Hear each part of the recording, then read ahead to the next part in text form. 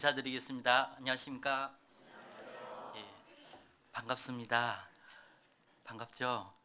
예, 저도 무척 반갑습니다. 예, 기도하고 시작하겠습니다.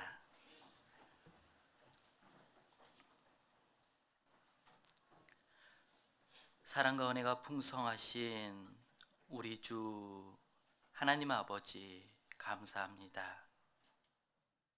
저희들 하나님을 떠나서 죄악 가운데 생활하는 가운데 지옥 갈 수밖에 없었던 더러운 죄인이었던 우리들을 먼저 사랑해 주셔서 독생자 예수 그리스도를 이 땅에 보내주셔 그 십자가에서 우리의 모든 죄를 영원히 용서해 주시고 저희들 그 사실을 단지 알고 믿었는데 하나님 자녀 삼아 주심에 더욱 감사를 드립니다. 저희들 하나님의 자녀로서 이 땅에서 또는 어떻게 살아야 될지 모르는데 주님께서 교회 가운데 두셔서 주님의 말씀과 교제로 저희들을 양육해 주시고 성령님으로 인도해 주심에 더욱더 감사를 드립니다. 저희들 주일을 맞이하여 중랑에 흩어져 있던 우리 믿음의 식구들 이렇게 한자리에 불러주셔서 주의 말씀으로 오늘 교훈해 주시고 이 교훈을 받아 마땅히 그리스도인으로서 어떠한 삶을 살아야 될지를 또한 교훈해 주시기를 간절히 바랍니다. 마땅히 이곳에 참석해야 하나 육신의 질병으로 참석하지 못한 믿음의 식구 있다면 그 믿음, 그 육신 빨리 회복시켜 주시고 또한 마음의 상해서 나오지 못하고 있는 믿음의 식구들이 있다면 그 마음 붙잡아 주셔서 다음에는 저희들과 동일하게 하나님 말씀 앞에 나올 수 있도록 도와주시옵소서. 특별히 2019년 한 해를 마무리 짓고 있습니다.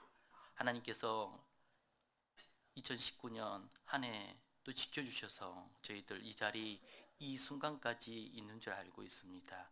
저희들 마무리되는 이 한 달을 값지게 보낼 수 있게 해주시고 한 달 동안 부족했던 부분들 또한 채워주셔서 마땅히 주님의 일하는 데 부족함이 없도록 도와주시옵소서.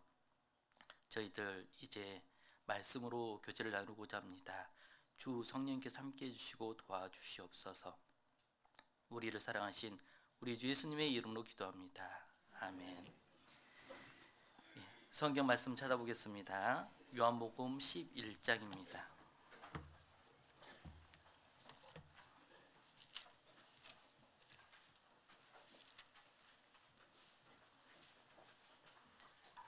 요한복음 11장 38절로부터 43절 말씀입니다.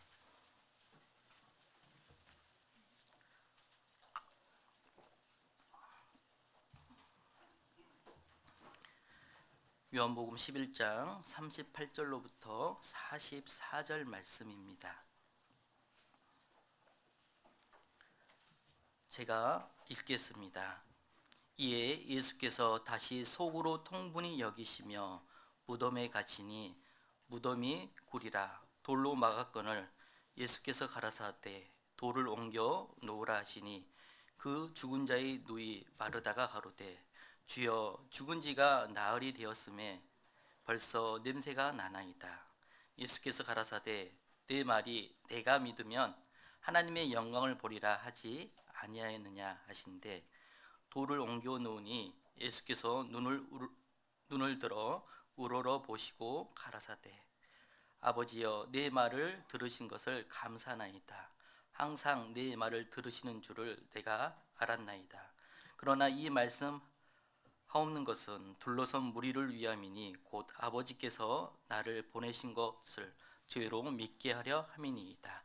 43절, 44절은 같은 한 목소리로 읽겠습니다.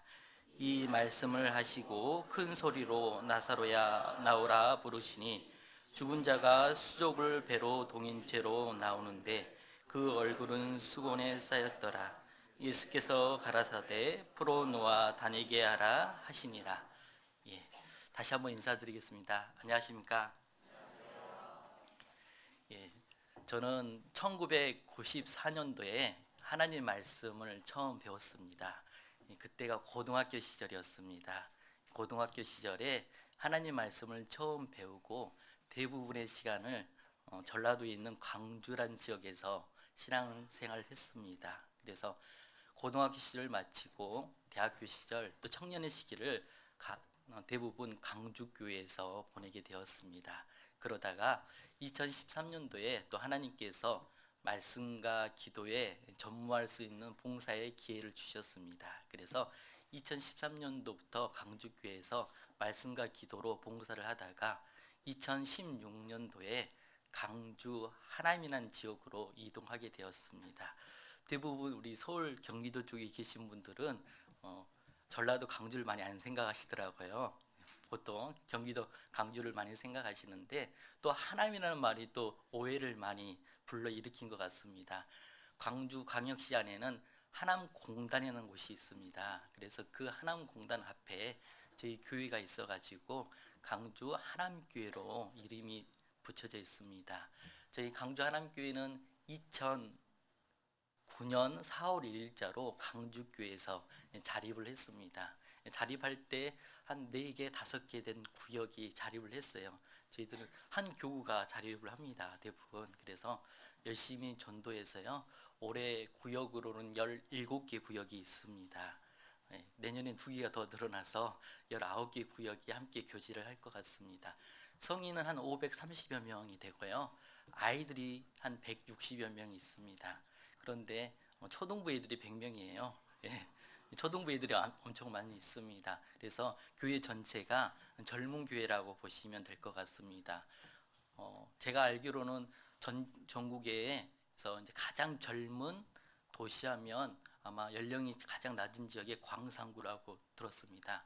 강주 안에 광산구가 있는데 그 지역이 전국에서 가장 젊은 나이입니다. 그래서 아이들이 엄청 많아요. 그래서 아이들이 뛰노는 모습들을 너무 많이 보게 되고 아이들이 많은 구라고 보시면 될 것 같습니다. 그곳에서 저희들이 이제 복음을 전하고 있습니다. 특별히 지금은 저희도 이제 좌석이 마음이 좀 좁아서 500석밖에 안 만들어놨는데 자리는 꽉 찼습니다. 그래서 이제는 어떻게 하나님께 지혜를 받아서 어떻게 할 것인지 고민을 하고 있습니다. 함께 기도해 주시고 저희 광주 하남교회를 위해서 기도해 주시면 감사하겠습니다. 오늘은 요한복음 11장 말씀으로 특별히 무덤 앞에 있는 마르다와 예수님에 대해서 함께 교훈을 받고자 합니다. 이 요한복음은 아마 잘 알고 있는 것처럼 구원받은 분들에게 가장 먼저 읽으라는 성경이 요한복음입니다. 저도 처음 구원받고 나서 주위에서 가장 먼저 읽어야 될 복음서는 요한복음이라고 많은 교제를 해 주셨습니다. 왜 그랬을까? 그때는 이해를 못했습니다.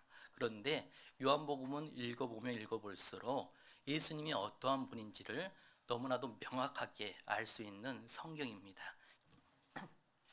죄송합니다. 그래서 요한복음을 자주 반복해서 읽으라고 그렇게 교제를 해준 것 같습니다. 이 요한복음이 기록할 목적 자체가 이것을 기록한 목적은 너희로 예수께서 하나님의 아들 그리스도 메시아임을 알게 하고자 이 요한복음이 기록이 되어 있습니다. 그래서 요한복음은요 다른 것이 아니라 1장부터 21장까지 기록이 되어 있는데 그 중에 12장까지는 그 예수님께서 하나님의 아들 그리스도이심을 증거해 주고 있습니다. 어떻게 증거할까요? 기적으로, 표적으로 그 하나님의 아들만이, 하나님 자신만이 할 수 있는 기적들을 보여주고 있습니다. 혹시 처음부터 질문하면 당황스럽겠지만 몇 개의 표적이, 기적이 기록되어 있는지 아시나요? 모르시면 손을 보면 됩니다. 몇 개입니까? 7개의 표적이 기록이 되어 있습니다. 아마 잘 알고 있을 건데 갑자기 물어보니까 당황스러워서 대답을 못했을 거라 생각이 되어집니다. 그 7개의 표적은 하나님만이 하실 수 있는 기적이고 이적이었습니다. 그 하나님만이 하실 수 있는 이적과 기적을 보여주고 하나님의 아들 그리스도 메시아이심을 증거해 주셨습니다. 그곳으로 끝나는 것이 아니라 이제 13장부터 20장까지는 그를 믿었을 때 어떠한 영향력이 있는지를 설명해 주고 있습니다. 그 예수님을 믿었을 때 너희로 무엇을 얻게 하기 위해서 이 요한복음 기록되어 있냐? 생명이라고 성경이 말씀하고 있습니다. 우리에게 생명을 주시려고 그 예수님을 믿으라고 이야기하고 있습니다. 그 생명은 7, 80년 살 수 있는 생명이 아니에요. 영원한 생명을 얻는 것이 이 요한복음의 기록 목적이라 할 수 있겠습니다. 성경을 배우는 목적도 영생을 얻기 위해서 우리가 성경을 배우는 것처럼 특별히 이 요한복음은 정말로 가장 중요한 복음서라고 할 수 있겠습니다. 성경이라 할 수 있겠습니다. 다시 한번 돌아가 볼게요. 그러면요, 그 7가지 표적 중에 첫 번째 표적이 무엇인지 아십니까? 예, 혼인잔치집에서 물을 포도주로 변한 사건이었습니다. 이 사건은 특별히 그 물을 포도주로 변화시킨다는 것은 질적인 변화를 가져올 수 있다는 것을 이야기해 주고 있습니다. 두 번째 표적은 요한복음 4장에 기록이 되어 있습니다. 38년 된 병자가 예수님의 그 도움으로 하루아침에 걷게 되었습니다. 그것은 그 병이 오래 지속되었는데 병이 나은 순간에 나았잖아요. 그 예수님은 죄송합니다. 두 번째가 아니라 세 번째인데요. 죄송합니다. 38년 된 병자는 요한복음 4장에 나와 있고 그 5장에 나와 있고요. 4장에는요. 왕의 신하의 아들이 병이 들었습니다. 왕의 신하의 아들이 병 들었는데 예수님께서 직접 가셔가지고 치료해 주신 것이 아닙니다. 어떻게 치료해 주셨냐? 오직 말씀으로 치료해 주셨어요. 그분이 직접 가지 않고 말씀으로 치료해 주셨다. 그분은 예수님은 공간의 제약을 받지 않는 분이라고 말씀하시는 거예요. 동시에 세 번째 기적인 38년 된 병자를 고쳐줄 때에는 시간을 끌지 않았습니다. 시간이 제한을 받지 않는 분, 즉 질적인 변화를 가져오신 분. 두 번째는 그 공간의 제약을 받지 않는 분. 세 번째는 시간의 제약을 받지 않는 분. 시간과 공간을 제약을 받았던 우리는 도저히 그런 일을 할 수가 없잖아요.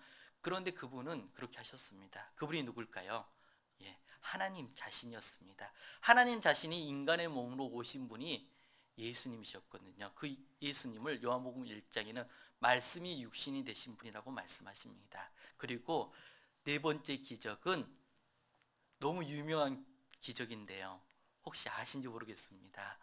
다 알고 계실 건데요. 우리가 그 오병이의 기적이라고 들어보셨잖아요. 보리떡 5개와 물고기 2마리로 남자만 몇 명 먹였습니까? 5,000명 먹였습니다. 그 오병이의 기적, 양적인 변화를 가져올 수 있는 분이 누구시냐? 하나님이라는 겁니다. 그래서 양적인 변화를 보여주셨고요. 그 요한복음 6장은 그 다음에 바로 연결된 이적들이 표적이 있습니다. 어떤 표적이냐? 예수님께서 갈릴리 호수를 직접 물 위로 걸어가신 사건입니다. 성경에는 바다라고 되어 있어요. 이스라엘 사람들은요, 물이 조금만 흘러도 개울물처럼 쭉 흘러도요, 그걸 뭐라고 하냐면 안 마르면 강이라고 이야기합니다. 우리는 천도 아니고 냇가물이 정도 흐르고 있는데 강이라고 이야기해요. 그러면 물이 많으면 뭐라고 할까요? 바다라고 이야기합니다. 그래서 갈릴리 바다에서 물 위로 직접 걸어온 사건, 즉 자연을 다스리신 분이라는 것을 이야기해주고 있습니다. 그리고 요한복음 9장에는 날 때부터 소경되었던 사람을 고쳐준 사건입니다. 질병도 고쳐주시고요. 그리고 오늘 요한복음 11장에 나와 있는 죽은 지 나흘 된 나사로를 예수님이 살려주셨습니다. 다시 살게끔 하셨습니다. 그 사건이 마지막 표적이라고 할 수 있습니다. 이 죽음도 극복할 수 있는 분이 누구시냐? 예수님이라는 것을 말씀하십니다. 즉 불행도 누가 극복할 수 있냐? 예수님이 극복할 수 있고, 죽음도 누가 극복할 수 있냐? 예수님만이 극복할 수 있다는 것을 말씀해 주고 있어요. 그 7가지 표적을 통해서요, 점점 예수님이 하나님의 아들이시다는 것을 증거해 주고 있는 겁니다. 그 증거를 통해서 믿는 사람과 믿지 않는 사람들이 딱 나뉘게 되는 겁니다. 빛이 강하면 그림자도 생겨야 안 생겨요? 생기는 것처럼 그 하나님의 아들 예수님께서 참 빛으로 우리 세상 이 세상에 오셨습니다. 그 모습을 보고 믿는 사람은 더 믿게 되고요. 믿지 않는 사람은 이제 예수님을 죽이려는 그런 내용으로 구성이 되어 있습니다. 특별히 요한복음 11장은 우리에게 주는 교훈들이 많이 있다고 생각이 되어집니다. 성경을 읽을 때 가끔은 감각적으로 읽으라고 이야기를 합니다. 내가 그 현장에 딱 있다고 생각하면 그 말씀 한 말씀 한 말씀이 너무나도 교훈이 되고 또 그것이 나에게 적용시킬 수 있다고 대부분 말씀하십니다. 오늘도 이제 본문을 읽어보면요, 사랑하는 사람 오라비 나사로가요 병이 들었습니다. 병이 들고 그 소식을요 예수님께 전했습니다. 오늘 요한복음 11장 1절 말씀을 보면 그 소식을 전한 내용이 기록이 되어 있는데요, 문제는 무엇이냐? 이때 예수님께서 유대인들이 돌로 쳐서 죽이려 하니까 잠시 피해 가셨습니다. 어디로 피하셨냐? 요단강 건너편 동쪽에 베단이라는 곳에 잠시 피신해 있었습니다. 그런데 사람을 보냈죠. 그 요단강 서쪽의 예루살렘 근처에 그 나사로와 그 다음에 마르다와 마리아가 살았던 동네도 동일한 명칭의 베단이었습니다. 그 베단이에서 동쪽에 있는 베단이로 사람을 보냈어요. 그리고 사랑하는 사람이 병들었나이다 라고 소식을 전했습니다. 그 소식을 듣고 두 누이는요 어떤 생각했을까요? 소식 들으면 당연히 예수님이 오실 거라고 생각을 할 거라고 생각이 되어집니다. 왜냐하면 나사로를 사랑했다는 말씀이 계속 나오거든요. 사랑했던 나사로, 그를 아마 고쳐주려고 예수님께서 직접 오실 거라고 생각이 가졌을 겁니다. 그런데 문제는 무엇입니까? 예수님이 직접 오셨어요, 안 오셨어요? 오시긴 오셨는데 바로 오시지 않았습니다. 며칠 더 유효한지 아십니까? 예, 이틀을 더 유효했어요. 성경에는요. 바로 오셨으면 좋겠는데 자기 생각과 다르게 예수님이 이틀 더 유하게 되었습니다. 그리고 그 이틀 더 유한 다음에 이제 예루살렘으로 오게 된 겁니다. 그 소식을 들었던 마르다가요 제일 먼저 달려갔습니다. 성경에 보면 마르다는요 한 성격이 있습니다. 적극적이고 활동적이고 뭔가 바로바로 말하는 성격이라 할 수 있겠습니다. 마리아는 반대인 것 같아요. 차분하면서 항상 사색적인 인물이라고 할 수 있겠습니다. 마르다가 가장 먼저 뛰어나와 가지고 자신의 억울함을 잠시 이야기합니다. 주께서 여기 계셨다면 내 오라비가 죽지 아니하셨겠나이다 라고 이야기하는 거예요. 주님이 여기 계셨다고 오셨다면 내 사랑하는 오라비가 죽지 않았을 텐데 늦게 오셔서 안타깝게도 죽음을 맞이하게 됐다고, 죽은 지 벌써 나흘이 된 겁니다. 그리고 예수님께서는 마리아를 찾았습니다. 마리아를 찾으니까 마리아도 와서 똑같이 마르다처럼 주께서 여기 계셨다면 내 오라비가 죽지 아니하나이다 라고 그 약간의 서운한 마음을 표시를 하는 거예요. 그리고 난 다음에 예수님께서 이야기합니다. 많은 사람이 울고 있을 때 예수님께서 무덤으로 가자고, 그리고 무덤에서 이제 38절 말씀을 이야기하고 있는 겁니다. 38절 다시 한번 읽어보겠습니다. 이에 예수께서 다시 속으로 통분히 여기시며 무덤에 가시니 무덤이 구리라 돌로 막았거늘. 그 무덤 앞에 가게 되었습니다. 무덤 앞에는 많은 사람들이 있습니다. 그 중에 마르다도 있는 겁니다. 오늘의 주인공 예수님과 이 마르다에 대해서 살펴보려고 합니다. 그 마르다는요 지금 울고 있고요 통분히 여기고 있는 겁니다. 그런데 39절에 보면 예수께서 가라사대 돌을 옮겨 놓으라 하시니, 즉 무덤 앞에 간 이유가 왜 갔냐? 돌을 옮겨 놓으라고 명령을 하신 겁니다. 이 사람들 앞에서 돌을 옮겨 놓으라는 겁니다. 왜 돌을 옮겨 놓으라 할까요? 생각해 보면 우리는 돌아가시면 그 얼굴을 덮고 얼굴을 안 보는 것이 관례인데 어쩌면 거기는 얼굴을 보려고 그랬는지도 모르겠습니다. 제가 보니까 저희 담임 목사님, 저희 강주 하나님교회가 후원하는 교회가 파키스탄 교회입니다. 파키스탄에 이제 우리 그 상주는 못하고요, 단기로 2주 3주 다녀오는데 이번에 다녀오셨던 담임 목사님께서 이런 간증을 하셨습니다. 파키스탄에 장례가 나서 많은 사람들이 장례를 치렀는데 그 치르러 많이 모였는데 동네 사람들이 하는 것이 뭐냐면 다 얼굴을 본답니다. 마지막 그 순간이라도 보고 싶은 마음에서 얼굴을 본다고 합니다. 어쩌면 예수님께서도 그 주위에 있는 사람들도 그런 생각했을 겁니다. 아, 예수님께서 그 사랑했던 나사로의 얼굴이라도 한번 보려고 돌을 옮겨 놓으라고 한갑다, 그런 생각이 들 수도 있었을 것 같아요. 그런데 그런 목적은 전혀 아닙니다. 성경에서 돌을 옮겨 놓으라는 목적은 무엇이냐? 옮겨 놓았을 때 예수님께서는 이 죽었던 나사로를 어떻게 하려고 하는 겁니까? 살려고 하는 겁니다. 돌을 옮겨 놓으라고 그렇게 명령을 하고 계신 겁니다. 예수님 입장에서는 돌을 옮겨 놓은 것이 쉬울까요, 어려울까요? 쉽습니다. 생각해 보면 예수님이 생명도 살리시는데 죽었던 사람도 돌을 못 옮겨 놓겠습니까? 그런데 왜 돌을 옮겨 놓으라고 말씀하셨을까요? 여기에는 중요한 의미가 있다고 생각이 되어집니다. 하나님은, 주님은요, 모든 것을 다 하실 수 있지만 사람이 해야 될 일이 분명히 있다라고 이야기하는 겁니다.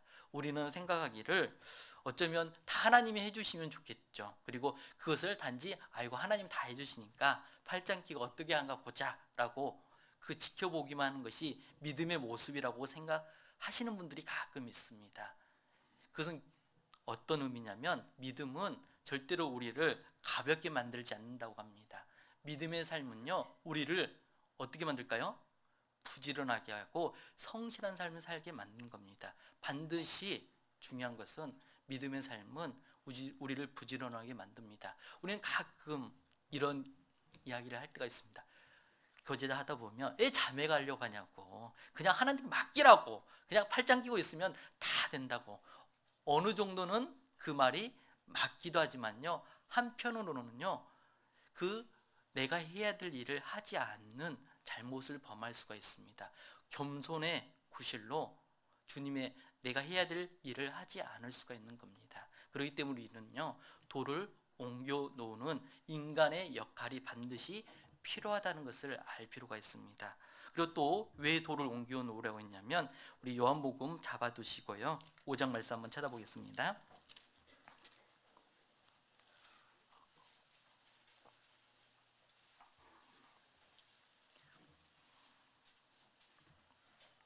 요한복음 5장 25절입니다. 요한복음 5장 25절, 진실로 진실로 너희에게 이르노니 죽은 자들이, 함께 읽어보겠습니다. 하나님의 아들의 음성을 들을 때가 오나니 곧 이때라. 듣는 자는 살아나리라. 예.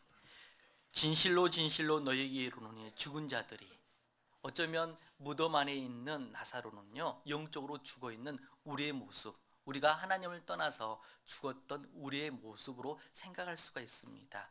그 죽었던 그 나사로가 주님의 음성을 듣고 오늘 본문에는 살아났습니다. 그것처럼요, 하나님의 아들의 음성을 들을 때가 오나니 곧 이때라. 듣는 자는 어떻게 된다고요? 살아나리라 라고 했습니다. 사도 바울도 에베 성도들에게 너희가 허물과 죄로 죽었던 너희라고 되어 있습니다. 그리고 너희가 살아났다라고 성경이 에베소서 2장 1절에 말씀하고 있습니다. 우리도 예전에요, 하나님을 떠나서 등져서 다 무덤 안에 거했던 존재들이었습니다. 그런 존재였던 우리가 주님의 음성을 들었어요. 복음의 말씀을 들었습니다. 그리고 죽었던 우리 안에 있는 그 영혼이 어떻게 되는 겁니까? 살아났습니다. 우리에게 주님의 음성을 듣는 것이 얼마나 중요한지를 설명해 주고 있습니다. 그렇기 때문에 돌을 옮겨 놓으라고 이야기하고 주님의 음성을 들려주려고 이렇게 하는 겁니다.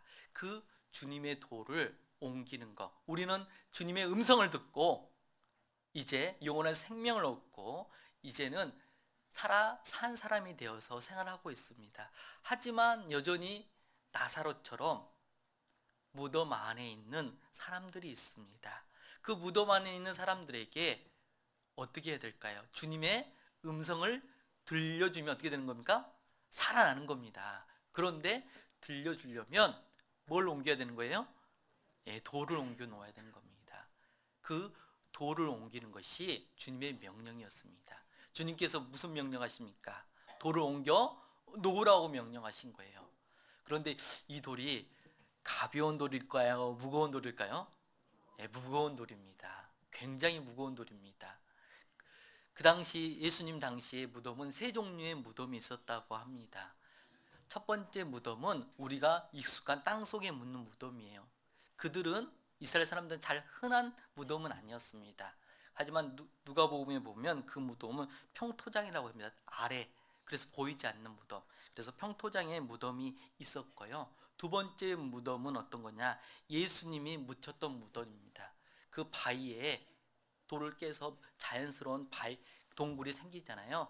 수평적으로 이루어진 동굴입니다. 그 동굴에 돌을 딱 막아 놓은 겁니다. 그 돌은요, 큰 돌이긴 하지만 굴리면 굴러가는 겁니다. 옆으로 옮길 수가 있는 겁니다. 그런데 나사로가 묻혔던 무덤은요, 수평적인 것이 아니라 이렇게 경사된 무덤이었던 것 같습니다. 그래서 돌을 굴릴 수 없고 어떻게 하는 거예요? 옮겨 놓아야 되는 그런 무덤이었던 것 같습니다. 무거운 돌이었기 때문에 혼자 옮기기가 쉬울까요? 어려울까요? 어렵습니다.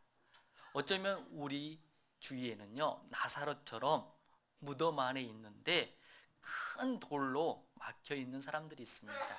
그 사람들에게, 그 가족들에게, 친척들에게, 지인들에게 주님의 음성을 들려주고 싶은데 그 돌을 옮겨 놓아야 되는 겁니다. 혼자 옮기기는 쉽지 않겠죠. 함께 옮기는 것이 지혜의 방법이라고 생각이 되어집니다. 우리에게는요, 그 돌들이 있습니다. 내 주위에는요, 특별히 환경에 돌이 있다고 생각이 되어집니다. 우리 환경을 살펴보면 도저히 하나님 말씀을 들을 수 없는 환경에 있는 사람도 있어요, 없어요? 있습니다. 제가 광주에서 오랫동안 신앙생활하면서 구원받은 분들의 간증을 자주 종종 많이 듣게 되었습니다. 그 중에 그 간증이 저도 지금도 많이 기억에 남습니다. 한 자매님이 구원을 받으셨어요. 그리고 그 자매님께서는 이제 사랑하는 남편을 전도하고 싶었습니다. 그런데 그 남편이 근무를 하고 있는데 공단에서 근무를 하는 겁니다. 저희 강주 하남 공단처럼 그런 공단에서 근무를 하고 있는데 그 남편분이 직장 생활을 너무 열심히 하는 거예요. 그래서 얼마큼 열심히 하냐? 365일 중에 며칠을 출근하냐? 363일을 출근하는 겁니다. 그럼 며칠 쉬는 거예요? 언제 쉴 것 같습니까? 예, 추석과 설 당일날만 쉬는 겁니다. 그런 직장을 다니고 있으니까 하나님 말씀을 들을 수가 어렵겠죠. 끝나는 시간도 보통 10시에서 11시에 끝나는 겁니다. 그런 상황이기 때문에 남편을 전도하고 싶어도 너무나도 그런 환경이 여건이 돼야 안 돼요? 안 되는 겁니다. 최소한은 그래도 말씀을 들을 수 있는 여건이 돼야 되는데 안 되는 거예요. 그 사정을 이제 간증을 한 겁니다. 구역 모임 때요. 구역 모임 때 간증을 하고 그 사정을 이야기하니까 구역에서 어떤 계획을 세웠냐면요. 아, 그러면 11시에 오시니까 그때부터라도 좀 말씀을 들어보자. 다른 거 아니고 비디오 목사님 모시고 좀 들어보자라고 했습니다. 부담도 되니까 1시간씩만 들어보자고 이야기한 겁니다. 그렇게 해서 2주에 걸쳐서 말씀을 듣게 된 겁니다. 2주에 걸쳐서 혼자 들으면 집에서 내가 혼자 들으면 문제가 생겨요. 말씀이 안 들어오고 하고 싶은 거 다 하잖아요. 그러니까 구역 식구들이요, 로테이션 돌아가면서 어떻게 한 겁니까? 예, 번갈아 가면서 계속 오시는 거예요. 오시니까, 손님이 오시니까 그래도 옷차림 갖추고 앉아서 같이 말씀을 듣고, 그러다가 이제 죄 복음할 때는 전도인들이 가서 또 상담도 해주고 그러면서 구원받은 그런 간증을 들었습니다. 생각해 보면 혼자 그 비디오를 들어가면 절대로 들어야 안 들어요? 안 들어요. 육신도 피곤한데 어떻습니까? 듣고 싶은 마음이 없겠죠. 하지만 중요한 것은 구역 식구들이 함께 들어주니까 들어야 안 들어요? 듣게 되는 겁니다. 정말 쉽지 않는 과정이지만 그런 환경에 돌이 있습니다. 무거운 돌이 있어요. 그래서 하나님께서 우리에게 허락해 주신 것이 무엇일까? 구역과 조가 우리에게 허락해 주셨다고 생각합니다. 그리고 교회를 허락해 주신 거죠. 그렇게 교회 가운데서 우리가 함께 힘을 모아서요, 그 무거운 환경의 돌을 옮겨 놓으면 주님의 음성을 듣고 살아납니까? 안 살아납니까? 살아나는 겁니다. 맞습니다. 환경의 돌이 있는 겁니다. 무거운 돌이 있는 거예요. 그 돌을 옮겨 놓아야 되는 겁니다. 그 무거운 돌을 혼자 옮기는 것이 아니라 함께 옮기는 겁니다. 우리 마가복음 2장에 보면 중풍병자가 있습니다. 아시죠? 그 중풍병자는 예수님께 절대로 나아갈 수 없는 존재였어요. 하지만 그의 지인들이 함께 마음을 모아서 어떻게 한 겁니까? 그 예수님께 데려갔어요. 그런데 예수님께 많은 사람들이 있기 때문에 예수님께 접근이 안 되는 겁니다. 그때 어떻게 했습니까? 지붕을 뚫었던 겁니다. 그 지붕이 누구 집인지는 잘 모르겠지만 아무튼 그 지붕을 뚫고 예수님께 나아가서 예수님을 만나고 그 중풍병도 고치고 생명도 얻게 되는 내용이 마가복음 2장에 나와 있습니다. 그들이 협력했을 때, 하나가 되었을 때 그때 역사가 나타나는 겁니다. 우리는요, 환경의 돌을 옮겨 놓아야 되는 것이 우리의 자세라고 생각이 되어집니다. 또 다른 돌이 있어요. 어떤 돌이 있냐? 편견의 돌이 있습니다. 생각해 보면 우리는 무엇을 보냐면 중심을 볼까요? 외모를 볼까요? 예, 우리는 외모를 봅니다. 보통 사람들은 외모를 봐요. 저도 이제 강주 하남교회로 발령이 나서요, 가서 인사를 드리고 이제 형제자매들을 알아가고 있을 때 한 분이 제 눈에 딱 보였습니다. 어떤 모습이냐면 제가 이분이 어떻게 교회에 오셨을까 그런 생각이 들었어요. 무슨 말이냐면 그분 보니까요, 화장이 너무 진한 겁니다. 보통 우리 자매님들의 화장은 어떻습니까? 아주 단정하게 하면서 정말 예쁘게 하잖아요. 그런데 좀 과하다 싶을 정도로 하고 있더라고요. 그리고 옷차림도 죄송한데 짧아요, 다. 그러니까 제가 볼 때는 좀 불편하더라고요. 그래가지고 이분이 정말 구원 받았을까, 그런 생각도 많이 들었습니다. 그리고 신방을 다니게 되었는데 신방 갈 때 그 자매님을 전도했던 자매님이 함께 동행을 했습니다. 그리고 그 가운데서 이제 어떻게 하나님 말씀 듣고 구원받게 되었냐고 물어보게 되었습니다. 근데 그 자매님이 하는 말이, 저는 찾고 싶은 마음이 있었다고 하는 겁니다. 그런데 그 전도했던 자매님도 처음에는 저와 같은 생각을 가졌던 것 같아요. 보니까 외모가 어떻습니까? 너무 화려하고 뭔가 다 짧아요. 그러니까 아주 불편해서 다른 사람 다 전도하는데 다 안 되는 겁니다. 그러다가 전도하는 중에 우연치 않게 이 자매님이 저도 관심 있는데요 라고 이야기하면서 말씀을 듣게 된 겁니다. 그리고 말씀을 듣고 구원을 받게 되는 거예요.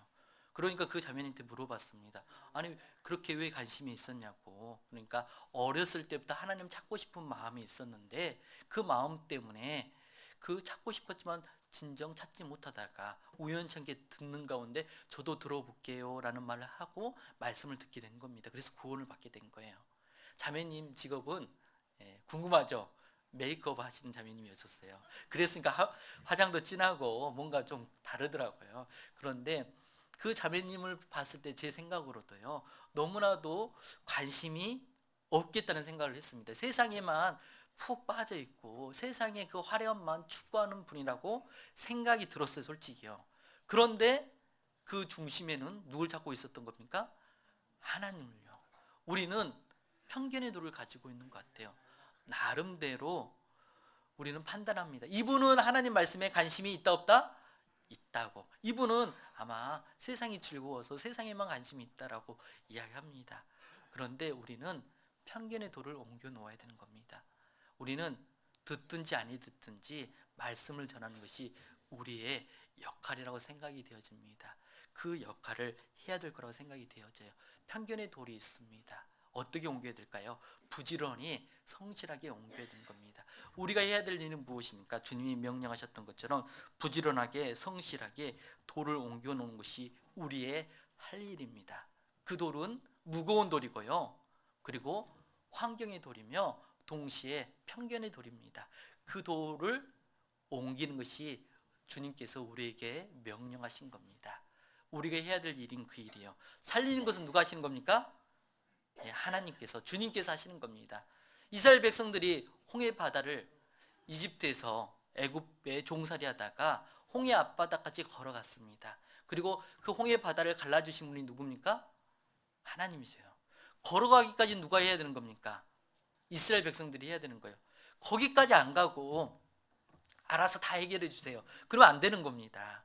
중요한 것은 우리는 홍해 앞바다까지 걸어가는 것은 우리의 할 일이고, 그 가운데서 홍해 바다를 갈라준 것은 주님의 역할이죠. 우리가 여리고성도요, 그 견고했던 여리고성도 어떻게 됩니까? 도는 것은 누가 해야 되는 거예요? 이스라엘 백성들이 하는 겁니다. 우리가 해야 되는 것들이죠. 그리고 그 여리고성을 무너뜨리는 것은 누가 하시는 겁니까? 하나님이 하시는 겁니다.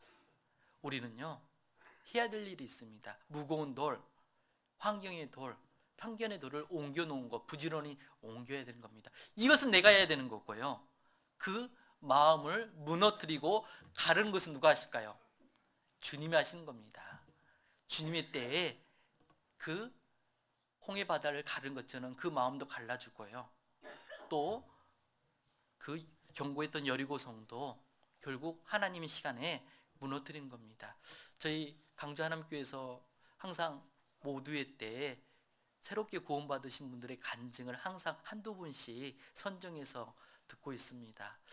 이번에도 구원 간증하신 분이 참 재밌게 간증을 해주셨어요. 자매님은 오랫동안 구원을 받으셨는데, 오래전에 구원을 받았는데 남편이 구원을 못 받았습니다. 그리고 남편을 위해서 오랫동안 기도를 했어요. 그러다가 이번에 학예 수양에 가서, 구원받은 것은 아니고요, 학예 수양회 때 힘들게 갔습니다.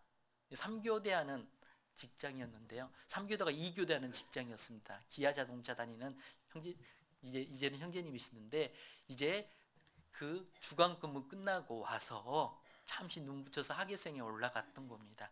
그리고 그때 비염 때문에 너무 힘들었다고 이야기하는 거예요. 비염하면 약을 먹는 순간 거의 이제 정신을 못 차리죠. 이제 그 비염 때문에 정신을 못 차린 상태에서 말씀을 들었습니다. 그리고 하는 말이 도대체 무슨 말인지를 모르겠다고. 그러다가 이제 상담도 하고 성경에 대해서 조금 관심을 이제 갖게 된 겁니다. 그 전에는요, 얼굴에 항상 어떤 표정이냐, 무뚝뚝한 표정이었다가 이분요 이렇게 나와 있었습니다. 항상 그랬던 분이 이번에 구원받고 간증을 하는데 귀에 걸려 있더라고요. 너무나도 변화된 모습을 보고 깜짝 놀랐습니다. 그리고 그분께서 간증하기를 그 쉬운 것을 왜 아직까지 내가 믿지 못했는지 모르겠다고 이야기를 하시는 거예요. 그 마음을 나누는데, 가르는 데는요 순간이긴 하는데요, 그때까지 기다려주는 것은 참 어려운 것 같습니다. 그리고 돌을 옮기는 것은 힘든 것 같아요. 하지만 그 일을 계속했을 때 언젠가는 어떻게 합니까? 주님이 마음도 갈라지고 견고했던 벽성도 무너뜨린다고 생각이 되어집니다. 그래서요, 우리가 해야 될 일은 그 일입니다. 그런데 오늘 본문에 보면요, 우리 요한복음 11장 다시 돌아가 보면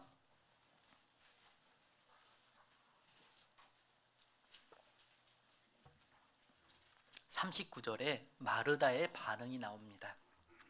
요한복음 11장 39절에 보면 예수께서 가라사대 돌을 옮겨 놓으라 하시니 그 죽은 자의 누이 마르다가 가로되 주여 죽은 지가 나흘이 되었음에, 함께 읽어보겠습니다.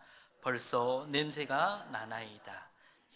마르다는요, 돌을 옮겨 놓으라는 주님의 명령에 지금 반응을 보이고 있습니다. 무슨 반응입니까? 냄새 납니다. 죽은 지 며칠 되었어요? 나흘이나 되었습니다. 희망이 없습니다. 어찌 이거 돌 옮겨놓고 그 냄새를 맡으려고 합니까? 라고 대답을 하고 있습니다. 지금 누구 앞에서 그 대답을 하고 있는 거예요? 말하고 있는 겁니까?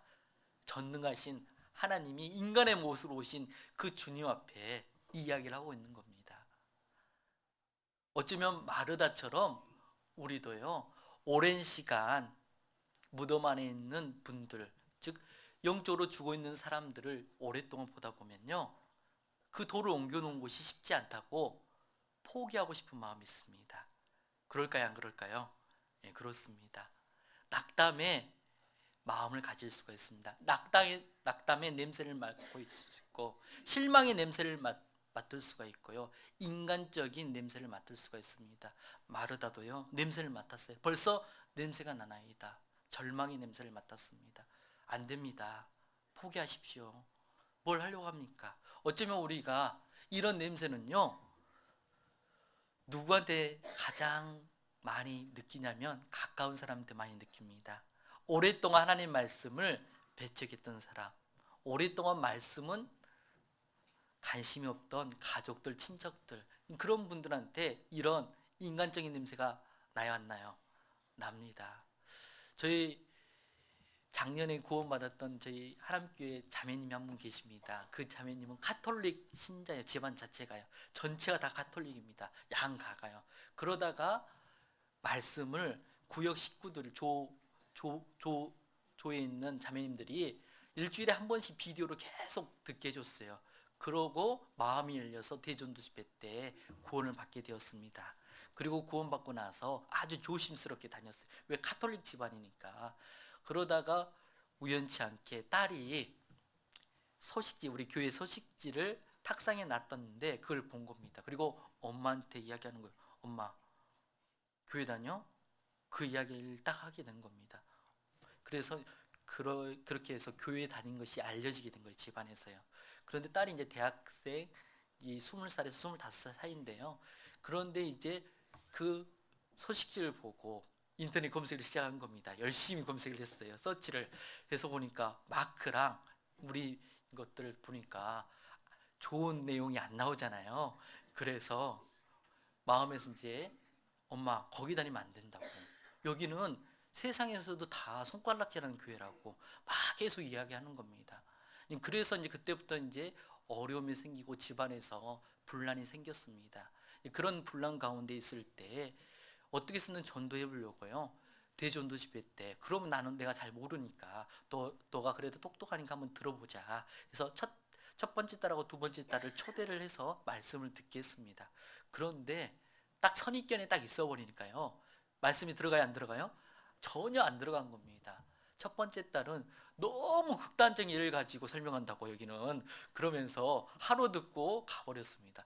첫날은 뭐 극단적인 이야기가 없는데요. 대부분 창조 이야기, 인생 이야기, 그리고 우리가 천국 가자는 그런 이야기 하지 뭐 극단적인 이야기를 합니까? 그런데 이미 편견에 딱 사로잡혀 버리니까 안 들리는 겁니다. 첫 번째 딸 그리고 두 번째 딸은 들었는데 전혀 관심이 없었던 거고요. 그리고 이제 집안에서 문제가 되어서 그 가운데서 한 1년 동안 힘들게 교회에 나오고 말씀을 계속 들었습니다. 그리고 이제는 집안에서도 정리가 됐어요. 그러면 너 엄마는 교회 가고 남편이 자네는 교회 가고 자녀들은 카톨릭 다닐 거니까 간섭하지 말자. 그렇게 정리가 됐어요. 그런 가운데 있다가 또다시 딸이 또 흥분을 하기 시작했습니다. 그래서 어느 날 집에 가보니까 최근에 성경책을 항상 그 식탁에서 읽고 있는데 성경책을 버려버렸어요. 엄마 성경책을요. 딸이.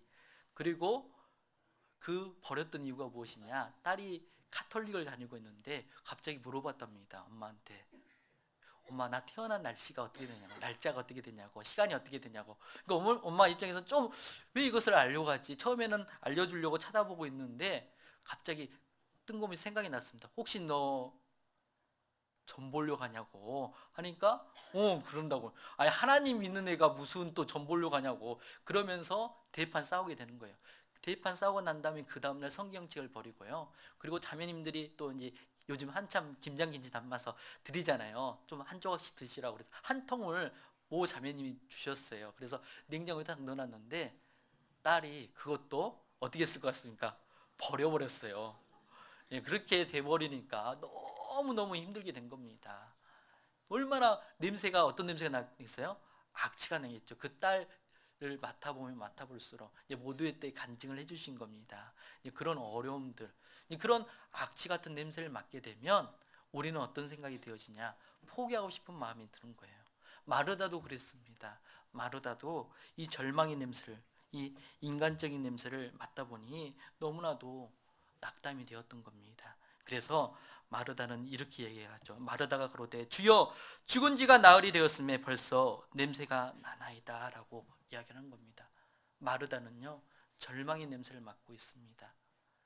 어쩌면 이 냄새가 너무 오랫동안 지속되었을 것 같아요. 그때 예수님께서 이야기를 하시는데 그 마르다의 모습을 보면서 저는 참 많은 교훈이 된다고 생각이 되어집니다. 왜 교훈이 되냐면요, 마르다의 모습을 잘 공부해 보면요 우리의 모습이기도 합니다.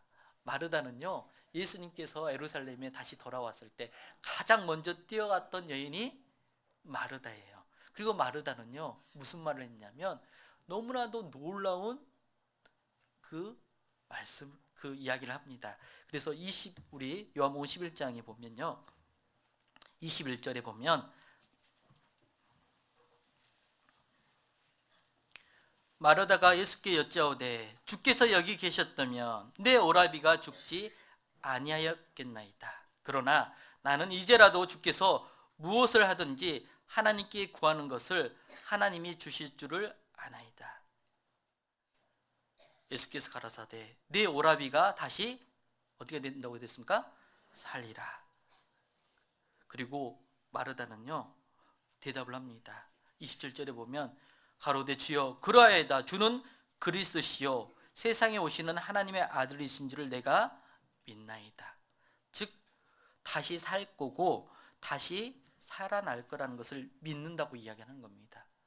그랬던 마르다가요 무덤 앞에 딱 있는 겁니다. 그리고 무슨 냄새를 맡고 있어요?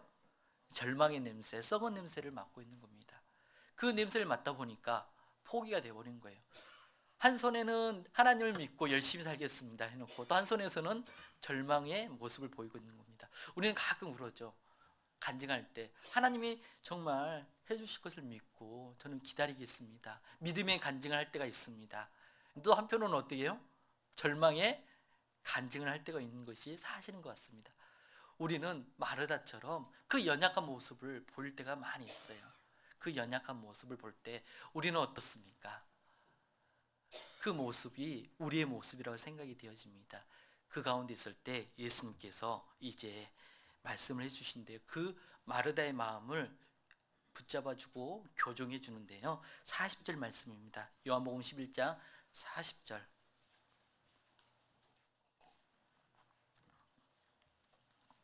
요한복음 11장 40절 예수께서 가라사대 내 말이 내가 믿으면 하나님의 영광을 보리라 하지 아니하였냐 하신대 예수님께서 그 마르다에게 교훈해 주고 있습니다.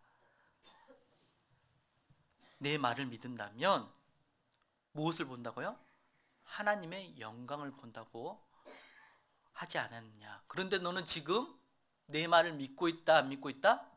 안 믿고 있다는 겁니다. 그 전에는 믿는다고 이야기해놓고 왜 믿지 않느냐고 책망하고 있는 겁니다. 우리도 그렇잖아요. 하나님의 약속을 신실하게 믿을 때가 있습니다. 믿을 때는 다 할 거라고, 주님이 역사해 주실 거라고, 주 예수를 믿어라, 그래야만 너와 내 가족이 구원을 얻으려는 말씀 저는 믿고 있다고 그렇게 이야기하는 한편 어느 순간 어려운 상황이 닥쳐버리잖아요. 그러면 그 말씀은 다 잊어버리고 뭐만 봐요? 환경만 보고 냄새만 맡습니다. 절망의 냄새, 낙담의 냄새, 썩은 냄새를 맡은 경우가 있어요. 그것을 지금 고쳐주고 있는 겁니다. 지금 무엇을 믿으라는 겁니까? 말씀을 믿으라고 누구에게요? 마르다에게 교훈해주고 있는 겁니다. 하나님, 주님은요 그 절망의 냄새를 맡고 있는 마르다에게 믿었을 때 하나님의 무엇을 보는 거예요? 영광을 보게 될 거라고 믿었을 때입니다. 세상은 뭐라고 이야기합니까? 보면 믿는다고 이야기합니다. 그렇죠? 저희 집에 황금소가 있습니다 라고 말하면 믿어요 안 믿어요 여러분? 안 믿죠. 당연히 안 믿을 겁니다. 그런데 제가 직접 황금소를 가지고 보여주면 생각하면 이거 도금한 거 아닙니까? 라고 이야기할 수도 있지만 아무튼 보면 대부분 믿게 되는 것이 사실인 것 같아요. 맞습니다. 하지만 성경은 뭐라고 이야기합니까? 믿으면 보게 된다고 이야기합니다. 믿으면요. 그런데 지금 마르다는 믿어요 안 믿어요? 조금은 불신의 마음을 가지고 있는 겁니다. 연약한 믿음을 가지고 있는 겁니다. 그 절망의 냄새를 맡고 낙담하고 있는 겁니다. 그 마르다에게 교훈해 주고 있는 겁니다. 제발 내 말 좀 믿어다오. 내가 약속하지 않았냐? 그 죽은 자도 살릴 수 있다고 약속해 주지 않았냐? 제발 믿어다오라고 이야기하는 겁니다. 믿음의 조상 아브라함도요, 생각해 보면 약속의 말씀을 믿고 자기가 낳을 수 없는 상황까지, 몸까지 되었을 때 그때 자식을 줬습니다. 그렇잖아요. 믿음의 모습은요, 말씀을 믿게 되면 영광을 보게 되는 거예요. 믿음의 한 단면을 한번 살펴보겠습니다. 마가복음 4장에 보면요, 어떤 사건이 있냐? 예수님께서 하루 종일 비유로서 설명을 하셨습니다. 그리고 비유로서 설명한 다음에 이제 저녁 때좀 피곤했어요. 피곤해서 어떻게 했냐면요, 이제 건너편으로 건너가자고 이야기하고 배에서 어떻게 한 겁니까? 예수님이 주무셨어요. 주무시고 있을 때 풍랑이 일어났습니다. 풍랑이 일어나니까 제자들이 대부분 직업이 뭐였어요? 어부였어요. 웬만한 풍랑은 자기 힘으로 극복할 수 있을 거라고 생각해서 하다 안 되니까 누굴 깨우는 겁니까? 예수님을 깨웠습니다. 그 풍랑 가운데 있을 때 예수님을 깨운 겁니다. 그리고 했던 말이 이런 말입니다. 우리 돌아가 마가복음 4장에 보면 37절에 큰 광풍이 일어나며 물결이 부딪혀 배에 들어와 배에 가득하게 되었더라. 예수께서 고문에서 베개를 베시고 주무시더니 제자들이 깨우며 가로되 선생님이여 우리가 죽게 된 것을 돌아보지 아니하시나이까 하니 예수께서 깨어 바람을 꾸짖으시며 바다더러 이르시되 잠잠하라 고요하라 하시니 바람이 그치고 아주 잔잔하여지더라. 이에 제자들에게 이르시되, 함께 읽어보겠습니다. 어찌하여 이렇게 무서워하느냐? 너희가 어찌 믿음이 없느냐 하시니. 40절 말씀을 잘 생각해 보면 우리가 풍랑 가운데 우리가 있다 해도 우리도 예수님을 깨웠을까요? 안 깨웠을까요? 당연히 깨웠겠죠. 안 깨울 수가 없습니다. 그런데 예수님께서는요, 제자들에게 이르시되 어찌하여 이렇게 무서워하느냐? 너희가 어찌 무엇이 없다고 되어 있습니까? 믿음이 없느냐라고 말씀하신 겁니다. 우리는 이 상황에서 당연히 두려워하고 예수님을 깨워야 되는 것이 마땅하다고 생각이 되어집니다. 그런데 예수님은 약간 제자들을 책망하고 있는 거예요. 어찌 믿음이 없느냐라고 책망하고 있습니다. 당연한 것 같은데 왜 책망하고 있을까? 그 이유는 35절에 답이 나와 있어요. 35절에 뭐라고 되어 있습니까? 그날 저물 때에 제자들에게 이르시되 우리가 저편으로 건너가자 하시니. 누가 제안하신 겁니까?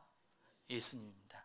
예수님이 제안했으니까 반드시 저편으로 건너갈까요? 50%만 건너갈까요? 반드시 100%다 건너갑니다. 풍랑이 일어나도 건너갈까요? 못 건너갈까요? 풍랑이 일어나도 건너갑니다. 무슨 일이 있어도 건너가요. 왜? 예수님께서 제안하셨기 때문입니다. 우리가 저편으로 건너가자. 그런데 그 말씀을 들었을 때 제자들은 당연히 건너갈 것을 100% 생각했을 겁니다. 근데 풍랑이 일어나니까 그 말씀이 생각이 나요, 안 나요? 안 나요. 환경이 딱 사로잡혀 버리니까 아무 약속들도 생각이 안 납니다. 말씀도 생각나지 않습니다. 그것을 지금 예수님이 책망을 해주고 있는 거예요. 우리도 어떻습니까? 우리에게 많은 약속들을 해주셨잖아요. 그 약속들을 믿었을 때 어떻게 됩니까? 하나님의 영광을 보게 될 건데 우리는 어떻습니까? 마르다처럼 절망의 냄새를 맡고 있을 수가 있는 거예요. 안타깝죠. 우리도요, 마르다처럼 절망의 냄새를 보면 안 됩니다. 우리는 하나님이 우리에게 약속해 주신 그 말씀을 믿어야 됩니다. 믿게 되면 어떻게 된다고요? 영광을 보는 겁니다. 성경에 그 하나님의 영광은 무엇과 연결되어 있냐면 구원과 연결이 되어 있습니다. 모든 것은 구원과 연결이 됐어요. 하나님이 구원을 받았을 때, 우리가 구원받을 때 하나님이 영광이 되는 거예요. 왕의 영광은 무엇입니까? 백성이 많은 것이 왕의 영광인 것처럼요, 하나님 나라에 하나님 자녀가 가득 찼을 때 하나님이 영광이 되는 겁니다. 우리는 믿었을 때 하나님의 영광을 보게 되는 겁니다. 우리 요한복음 15장 말씀 찾아볼까요?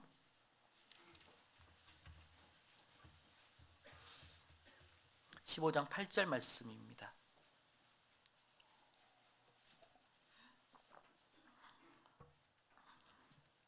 요한복음 15장 8절입니다.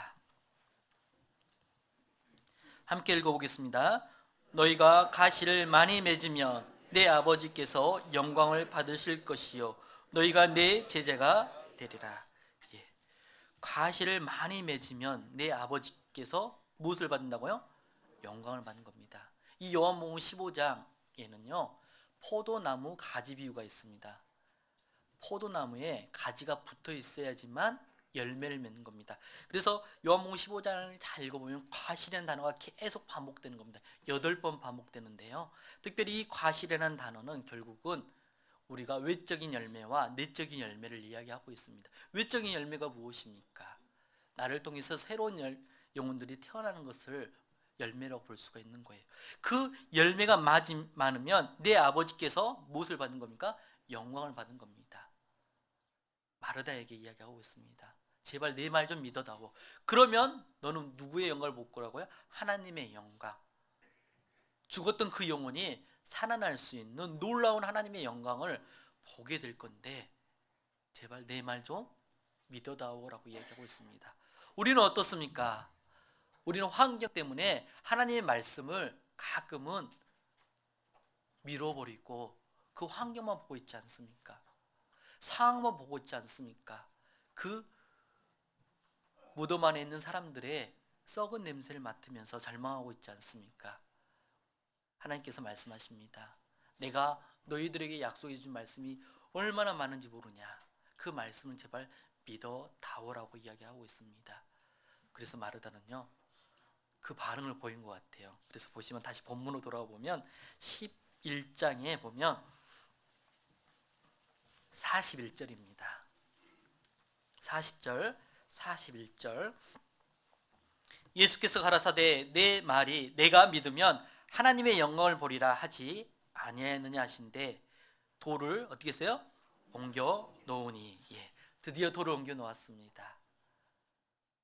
돌을 옮겨 놓았다는 겁니다. 생각해 보십시오.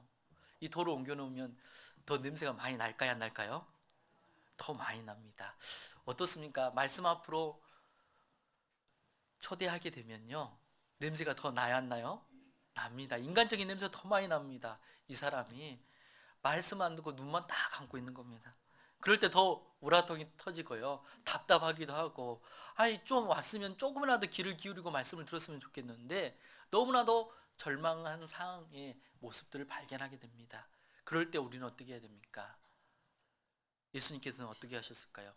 이 무덤을 열면 더 많은 냄새가 나는 겁니다. 특별히 우리 성경 강의를 하게 되면 대전도 집회나 아니면 춘축회나 학예 수양회 때 정말 크게 열어놓고 초대를 하잖아요. 그때 보면 정말 다양한 분들이 있습니다. 저희 교회에서 간증을 할 때 조모임 때 아버님이 췌장암으로 거의 말기예요. 그런데 이번 학예 수양회 때 힘들게 모시고 갔습니다. 그런데 하루 듣고 이틀 듣다가 나 가겠다고 택시 타고 가버렸어요. 그런 분도 있고 다양한 분들이 있잖아요. 인간적인 냄새를 많이 맡을 사항들이 있을 수가 있는 겁니다. 그럴 때 우리가 무엇을 해야 될까? 예수님은 무엇을 하셨을까요? 우리 41절에 이렇게 이야기하고 있습니다. 말씀하십니다. 돌을 옮겨 놓으니 예수께서 눈을 들어 우러러 보시고 가라사대 아버지여 내 말을 들으신 것을 감사하나이다. 항상 내 말을 들으시는 줄을 내가 알았나이다. 그러나 이 말씀 하옵는 것은 둘러선 무리를 위함이니 곧 아버지께서 나를 보내신 것을 저희로 믿게 하려 함이니이다. 라고 예수님은 무엇을 하고 있습니까? 기도를 하고 있습니다. 우리가 하나님 말씀을 전할 때 가장 많이 해야 될 것, 정말 간절히 해야 될 것이 무엇일까요? 기도입니다.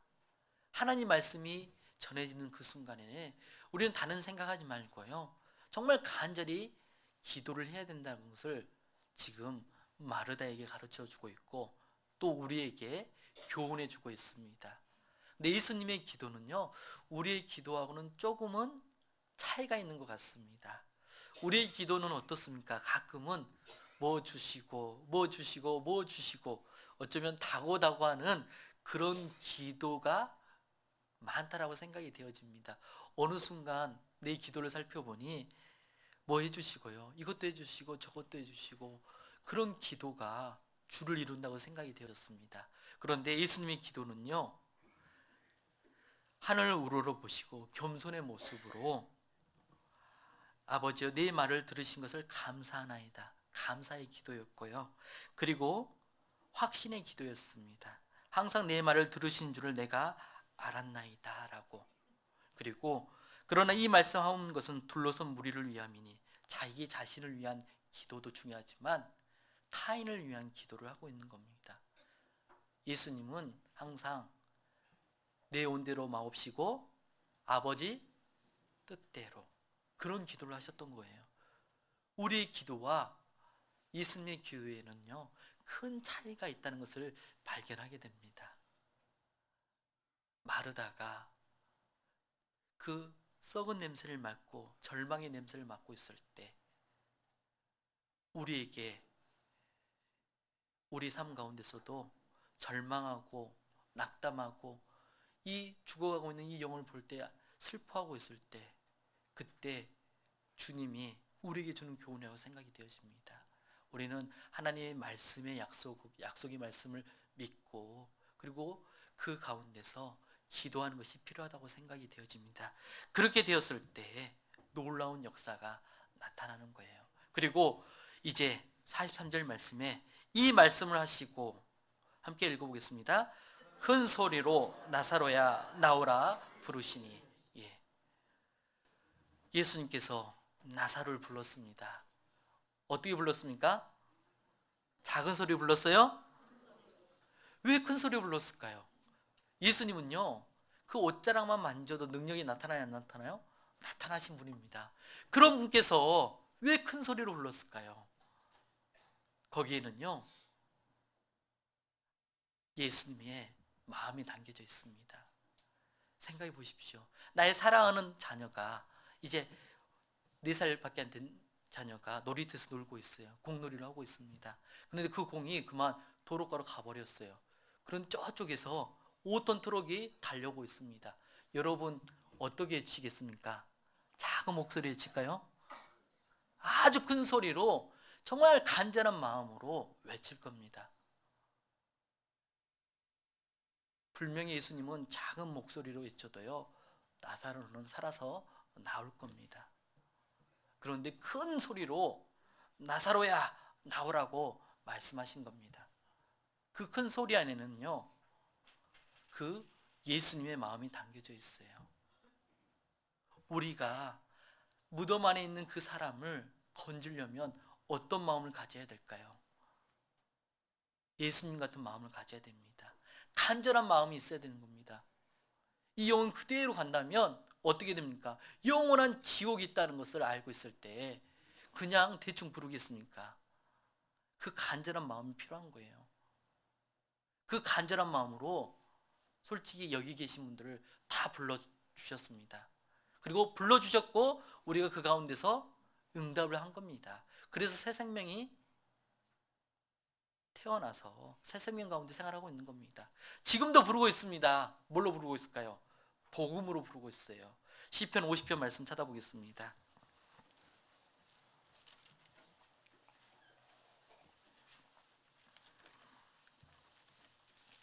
시편 50편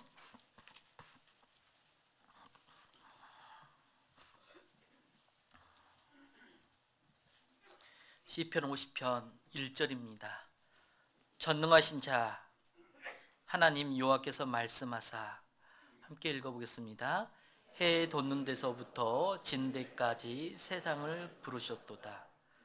전능하신 자 하나님 여호와께서 말씀하셨는데 그분께서는 해 도는 데부터 지는 데까지 세상 사람들을 무엇으로 부르고 있을까요? 복음으로 부르고 있는 겁니다. 어떻게 해요?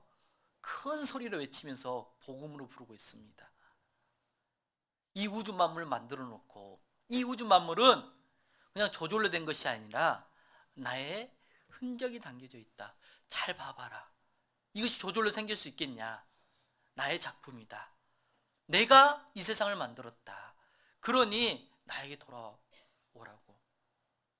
그렇게 부르고 있습니다. 동시에 그 십자가에서 예수님께서 나 대신 심판받고 죽으심으로 나의 죄가 영원히 용서되었다는 것을 복음으로 부르고 계십니다. 그 부름에 우리는요, 놀랍게도 응답을 했어요. 내가 한 가지 물어보고 싶습니다. 응답할 때요, 바로 응답했을까요? 정말 많이 듣다가 겨우 한번 응답했을까요? 네, 겨우 다 한번 응답한 거다. 그렇게 많은 말씀을 들었어도 그때는 안 들렸나 봐요. 그런데 어느 순간 마음이 열려서 그 복음의 말씀을 듣고 우리가 믿음으로 응답한 겁니다. 하나님은요, 한두 번 말씀하지 않습니다. 계속 반복되게 말씀을 하신 분이에요. 반복된 말씀을 통해서, 복음의 말씀을 통해서 우리를 부르고 있습니다. 그리고 부를 때 어떻게 부르고 있냐면 이사야 65장에는 우리 주님께서 우리를 어떤 모습으로 부르고 있는지를 설명하고 있습니다. 이사야 65장입니다.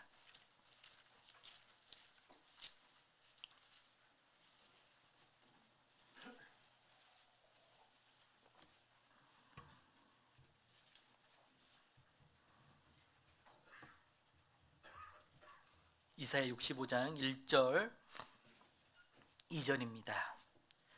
나는 나를 구하지 아니하던 자에게 물음을 받았으며 나를 찾지 아니하던 자에게 찾아냄이 되었으며 내 이름을 부르지 아니하던 나라에게 내가 여기 있노라 내가 여기 있노라 하였노라. 2절을 함께 읽어보겠습니다. 내가 종일 손을 펴서 자기 생각을 좇아 불선한 길을 행하는 패역한 백성들을 불렀나니. 이 당시는 이스라엘 백성들이 하나님을 떠나서요, 패역한 길을 걷고 있을 때 하나님께서 이스라엘 백성을 끊임없이 부르셨다는 것을 말씀하고 있습니다. 이스라엘 백성들만 패역한 백성입니까? 우리도 하나님을 떠나서 죄 가운데 살면서 하나님 없다고 외치면서 살았던 우리 인생들의 모습이라고 할 수 있습니다. 그런데 그 모습 가운데 주님은 어떻게 했습니까?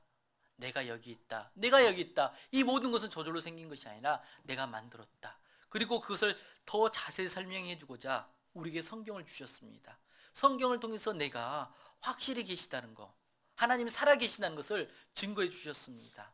그리고 하나님께서는요, 2절 말씀에 내가 종일 손을 펴서 자기 생각을 쫓아 불선한 길에 행하는 패역한 백성을 불렀다고 이야기합니다. 자기가 손을 폈습니다. 주님이 손을 펴고 부르고 있는 겁니다. 제발 돌아와 달라고. 그 마음으로 불렀습니다. 예수님도 나사로를 간절한 마음으로 큰 소리로 부르셨어요. 작은 소리가 아니었습니다. 우리도 그 큰 소리를 듣고 나를 사랑한다는 그 큰 소리를 듣고 허물과 죄로 죽었던 우리를 살렸잖아요. 십자가에서 다 이루었다 외치시고 염소와 송아지 피로 아니하고 오직 자기 피로 영원한 속죄를 어떻게 해요? 이루사예요. 이루사. 십자가에서 이루셨습니다. 내 죄를 영원히 용서해 주셨다는 그 말씀을 듣고요, 우리가 믿음으로 반응했잖아요. 이루셨습니다. 그리고 그것을 믿으라고 하루 종일 손을 펴고 있어요. 요즘은 잘 모르겠습니다. 예전에 보면 거지들이 하루 종일 손을 펴서 주십시오 주십시오라고 외쳤잖아요. 그 모습이 생각났어요. 저는요, 거지처럼 주님이 나를 부르고 있다니, 얼마나 애걸어 하면서 부르고 있다는 것을 알게 되었을 때 그 마음이 너무나도 감동이 되었습니다. 예수님께서는요, 마르다에게 어떤 마음을 가져야 될지 가르쳐 주고 있어요. 그 간절한 마음으로 부르라고. 간절한 마음으로 사랑해야지만 생명이 태어날 수 있다라고 말씀하고 있는 겁니다. 우리는 얼마나 간절한 마음을 가지고 있습니까? 애끓는 마음을 가지고 있습니까? 그 영혼을 사랑하는 마음을 가지고 불러야 되는 겁니다. 우리 다시 본문에 돌아가 보면 요한복음 11장에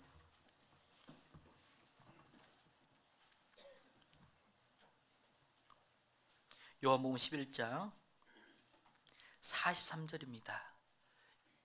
이 말씀을 하시고 큰 소리로 함께 읽어보겠습니다. 나사로야 나오라 부르시니. 주님이 부르실 때는 단체상은 없습니다. 누굴 불렀습니까? 나사로 개인을 부른 겁니다. 우리도 주님께서 우리를 불렀을 때요, 어떻게 합니까? 개개인을 부른 거예요.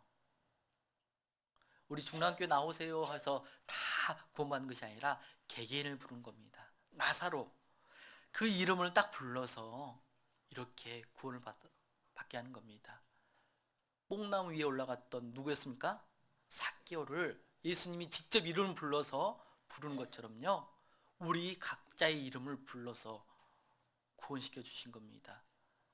복음의 말씀을 많이 들어도 그 복음의 말씀을 내 것으로 여기지 않게 되면 어떻게 됩니까? 그냥 영화 보는 거와 똑같은 것밖에 안 돼요.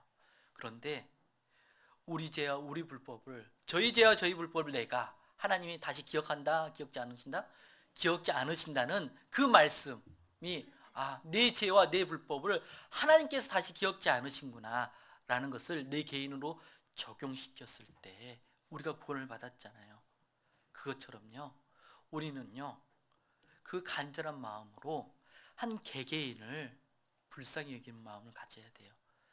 개인에게 한 명이 얼마나 소중한지를 알고 여겨야 될 겁니다. 우리 중랑교회도 많은 식구들이 있습니다. 하지만 이 많은 식구가 이 자리에 모일 때까지는요, 대중설교로 전도된 것이 아니라 다 결국은 한 개개인을 어떻게 했어요? 전도했기 때문에 이 자리에 다 있게 되는 겁니다. 우리가 가져야 될 마음은요, 많은 것이 중요한 것이 아니라 한 영혼 한 영혼을 소중히 여기는 마음을 가져야 돼요. 예수님은 항상 그러셨습니다. 우리 요한복음을 공부해 보면요, 요한복음 3장에는요 아주 높으신 사람이 등장합니다. 그 사람은요, 배움도 많고요, 나이도 있고요. 그런데 부끄러워서 예수님 찾아올 때는 밤에 찾아왔습니다. 누구예요? 니고데모입니다. 학식으로 따지면 최고의 학식을 가졌던 사람입니다. 그 사람이 예수님께 나아가서요, 그 예수님께, 예수님 보니까, 예수님 행하신 것을 보니까 이것은 보통 사람이 아닙니다. 하나님이 보내주신 아니면 이런 능력을 행하지 못합니다라고 그 니고데모는 누구를 띄웠어요? 예수님을 띄웠어요. 예수님은 대답은 기가 막힙니다. 그런 거 상관없고 너 거듭나야 된다, 그 이야기 딱 하셨어요. 직구로 날리는 거죠. 정확히 핵심을 찔러서 그 니고데모에게 무슨 교훈하냐? 사람이 거듭나지 않으면 하나님 나라 갈 수 있어요, 없어요? 없다라는 교훈을 해준 겁니다. 그러면서 가장 중요한 복음의 말씀을 모세가 뱀을 든 것처럼 예수님도 십자가에서 들려야 된다는 요한복음 3장 16절 말씀을 해주셨어요. 우리 요한복음 16절 말씀을 누구한테 한지 아십니까? 한 개인에게 한 거예요. 우리는 가끔 생각하기를 이것은 많은 사람 모여놓고 수많은 사람들을 모여놓고 설교한 것처럼 오해할 수 있는데요, 아닙니다. 한 개인의 그 소중한 말씀을 전했던 겁니다. 그 다음에 4장에는요 한 사람이 또 등장합니다. 3장과 정반대의 사람이 등장해요. 누군지 아세요? 사마리아 여인입니다. 죄도 많이 지었고요, 정말 이 사람은 처음에는 띠띠했던 여인이 결국 나중에 메시아를 만나서 구원받은 사건까지 기록이 되어 있습니다. 그때도 요한복음 4장에 계속 이어지는 내용은 무엇입니까? 한 여인을 위해서요, 예수님께서 그 유대에서 갈릴리가 갈 때에는요 절대로 사마리아 지역을 통과하지 않습니다. 이 사마리아 지역은 지형적으로는 산악 지역이에요. 그러니까 어떻게 가냐? 대부분 요단강 동편에 건너서 왕의 대로라는 길, 아주 편한 길이 있습니다. 그 길로 해서 다시 갈릴리로 넘어가거든요. 그런데 예수님이 어떻게 했습니까? 사마리아 지역으로 가야겠다고 이야기하는 겁니다. 왜 가야 됩니까? 누굴 만나기 위해서? 사마리아 여인을 만나기 위해서요. 그 여인을 만나기 위해서, 한 영혼을 살리기 위해서, 건지기 위해서 가신 겁니다. 한 영혼이 얼마나 소중한지를 우리는 알아야 돼요. 그것을 이제 마르다에게 가르쳐주고 있는 겁니다. 다시 본문으로 돌아가 보겠습니다. 요한복음, 본문이었죠? 죄송합니다. 요한복음 11장 43절에 보면 이 말씀하시고 큰 소리로 나사로야 나오라 부르시니 불렀습니다. 드디어 그 무덤에 있던 나사로가 어떻게 되었습니까? 44절 함께 읽어보겠습니다. 죽은 자가 수족을 배로 동인채로 나오는데 그 얼굴은 수건에 쌓였더라. 예수께서 가라사대 풀어놓아 다니게라 하시니라. 죽은 지 나흘 된 나사로가 새 생명을 얻고요, 다시 생명을 얻고 나오게 되었습니다. 놀라운 사실이죠. 우리도 복음의 말씀을 듣고 새 생명을 얻게 되어서 새로운 삶을 살기 시작한 겁니다. 그런데 무덤에 나왔던 나사로 어떻습니까? 모습이 어떻습니까? 꼭 강시처럼 나왔습니다. 보시면 죽은 자 나사로가요, 수족, 손과 발은요 배로 동인채로 나오는데, 그리고 얼굴은 뭘로 쌓였어요? 수건으로 쌓였습니다. 제대로 움직일 수 있어요, 없어요? 없습니다. 제대로 볼 수 있습니까, 없습니까? 없습니다. 그 주님의 복음을 말씀을 듣고 구원 받는다고 해서 바로 자유롭게 생활하는 것은 아닌 것 같습니다. 저 개인적으로는 1994년도에 이 복음의 말씀을 들었습니다. 이 복음의 말씀을 듣고 고등학교 시절이었는데요, 그때 딱 구원 받고 나서 너무 기뻤습니다. 감사했고요. 저 같은 사람이 어떻게 이 놀라운 소중한 복음을 듣고 구원을 받을 수 있을까 너무 기쁘고 감사했어요. 그런데 오래 가진 않더라고요. 한 3개월 가니까 제 마음속에 잘못된 마음이 들기 시작했습니다. 어떤 마음인지 아십니까?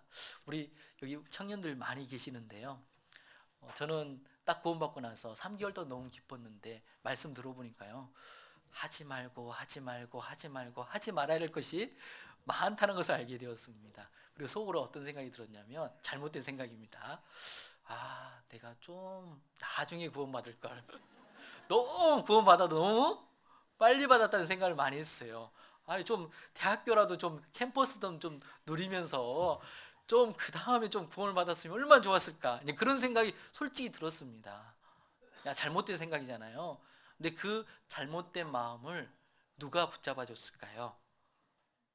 제가 교회학교에서 선생님들이 그것을 다 잡아주셨던 것 같아요. 그리고 먼저 구원받던 그 함께 교제했던 그 또래 형제들이 딱 붙잡아 줬던 것 같아요. 그분들이 없었다면 제가 이 자리에 있을 수 없다고 생각합니다.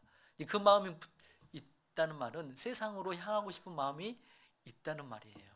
그런데 그때 그 내가 잘못 보고 있는 그 잘못 쌓여 있는 수건을 벗어줬어요. 그리고 어디가 정말 소중한지를 알려줬습니다. 세상은 장망성이고 진짜 있어야 할 곳이 어디입니까? 교회 가운데 있어야 된다는 것을 알려줬어요. 그 수건이 벗어지니까, 아, 내가 있어야 할 장소는 어디다? 교회라는 것을 알게 되었습니다. 예전에 내 손과 발은요 어떻습니까? 죄 짓는 곳에 빨리 갔던 것이 우리 손과 발이었잖아요. 이제는 이 손과 발이 풀려지면 뭘 해야 될까요? 주님을 섬기는 데 사용해야 되는 겁니다. 이 일을 누구에게 맡겼냐? 누구에게 맡겼을까요? 먼저 구원받은 사람에게 맡긴 겁니다. 그래서 보시면 풀어놓아 다니게 하라고 또 명령을 하신 겁니다. 풀어놓아 다니게 하라. 주님은 두 가지 명령하셨어요. 돌을 옮겨 놓으라 라고 명령하시고, 그 다음에 두 번째는 풀어놓아 다니게 하라고 돼 있어요. 우리가 딱 구원받으면 다 온전한지 압니다. 생각해 보십시오. 온전하지 않거든요. 뭔가 잘못된 거에 씌어져 있고요, 여전히 뭔가 잘못된 발걸음을 할 수가 있습니다. 그 일을 누가 풀어줘야 되냐? 먼저 생명을 얻은 사람, 먼저 신앙의 길을 걸었던 사람, 이 돌을 옮겨 놓았던 사람이 다시 뭐 또 해야 되는 겁니까? 풀어놓아 다니게까지 하는 것이 우리의 역할이라고 생각이 되어집니다. 우리 골로새서 말씀 한번 찾아보겠습니다.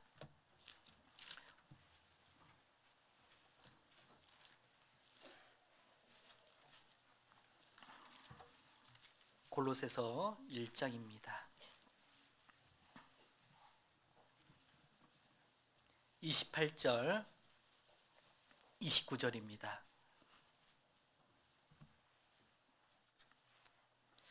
우리가 그를 전파하여 각 사람을 권하고 모든 지혜로 각 사람을 가르침은, 함께 읽어보겠습니다. 각 사람을 그리스도 안에서 완전한 자로 세우려 함이니 이를 위하여 나도 내 속에서 능력으로 역사하시는 이의 역사를 따라 힘을 다하여 수고하노라. 각 사람을 그리스도 안에서 완전한 자로 세우려고 우리는 노력을 해야 됩니다. 그런데 사도 바울도요, 뭐라고 이야기하냐? 이를 위하여 나도 내 속에 능력으로 역사하시는 이의 역사를 따라 힘을 다해서 어떻게 했다고요? 수고했다고 이야기합니다. 풀어놓아 다니게 하는 것이 쉬운 것이 아니라는 겁니다. 한 생명이 딱 태어나서 알아서 교회 나오고요, 알아서 봉사하고 알아서 신앙생활 잘하면 좋겠죠. 근데 안 돼요. 풀어놓아 다니게 하는 그 희생과 헌신이 필요한 겁니다. 수고가 반드시 필요한 거예요. 그 일을 하라고 이야기하고 있습니다. 그 일을 했을 때 그 나사로가요, 어디에 있는지 아십니까? 풀어놓아 다니게 하라니까 세상으로 가란 말이 아니에요. 어디에 있어야 되냐면, 다시 요한복음 12장에 보면 그가 어디에 있는지 12장에 나옵니다. 12장에 보면요, 1절 2절 말씀에 이렇게 되어 있습니다. 6월절 엿새 전에 예수께서 베다니에 이르시니 이곳은 예수께서 죽은 자 가운데서 살리신 나사로에 있는 곳이라. 거기서 함께 읽어보겠습니다. 예수를 위하여 잔치할세 마르다는 이를 보고 나사로는 예수와 함께 앉은 자 중에 있더라. 그 살아난 사람은 누구랑 함께 있습니까? 예수님과 함께 있어야 됩니다. 생명을 얻는 사람이 다시 세상으로 가면 돼야 한대요? 안 됩니다. 누구랑 함께 있어야 되는 겁니까? 예수님과 함께 있어야 됩니다. 그 잔치가 벌어진 곳에, 누구를 위한 잔치입니까? 그것도 예수님을 위한 잔치가 있는 곳에 함께 있어야 될 존재가 새 생명을 얻은 사람입니다. 풀어놓아 다니어서 어디에까지 앉혀야 되는 겁니까? 결국 주님과 함께 있는 그 교회 가운데 안착할 수 있기까지가 우리의 역할이라고 생각이 되어집니다. 아마 우리 중랑교회 식구들은 그 일을 잘하고 있을 거라고 생각이 되어집니다. 우리가 한 해에 어쩌면 나의 삶 가운데서 그 나사로처럼 무덤 안에 죽었던 그 영혼이 여전히 마르다가 냄새를 맡았던 것처럼 그 악취를 맡고 있는 분들도 계실 겁니다. 그분들에게 주님이 마르다에게 교훈해 준 것처럼 우리에게 교훈을 해주고 있습니다. 우리가 어떠한 마음으로 살아야 될지 교훈해 주고 있습니다. 먼저는 돌을 옮겨 놓은 것이 필요합니다. 무거운 돌이니까 함께 옮겨야 되고요, 환경의 돌, 그리고 편견의 돌입니다. 부지런히 옮기는 것이 우리의 역할입니다. 하지만 우리는 불평이 있을 수 있습니다. 너무 냄새가 난다고, 마르다처럼. 그럴 때는 어떻게 해야 될까요? 먼저는 주님의 말씀을 기억해야 됩니다. 그리고 두 번째는 간절히 기도해야 돼요. 세 번째는 그 영혼을 불쌍히 여기는 마음을 가져야 되고, 한 영혼을 소중히 여기는 마음을 가졌을 때 새 생명이 탄생하게 됩니다. 그러면 어떻게 끝나는 것이 아니죠. 풀어놓아 다니게 하는 처럼 그 풀어놓는 일도 수고해야 될 거라고 생각이 되어집니다. 그랬을 때요, 우리 중랑교회 안에 큰 주님의 역사가 있을 거라고 생각이 되어집니다. 2019년 하나님께서 우리와 함께 해주셨습니다. 그리고 한 달 남았어요. 그리고 2020년 하나님이 허락해 주신다면 그 2020년에 더 열심히 생활하는 우리 중랑교회가 되었으면 좋겠습니다. 기도하고 마치겠습니다. 하나님 감사합니다. 보잘것없는 저희들을 구원해 주시고 주님의 교회 안에 두셔서 저희들을 사용해 주셔 죽어있는 영혼들을 건지는데 그 역사의 현장에 함께 해주심에 감사를 드립니다. 저희들 그 주님이 역사하는 영광이 나타나는 이 교회 가운데 저희들 매일매일 겸손하게 주님을 섬기며 생활할 수 있게 도와주시옵소서. 특별히 2019년 한 해를 마무리 짓는 이제 12월 달입니다.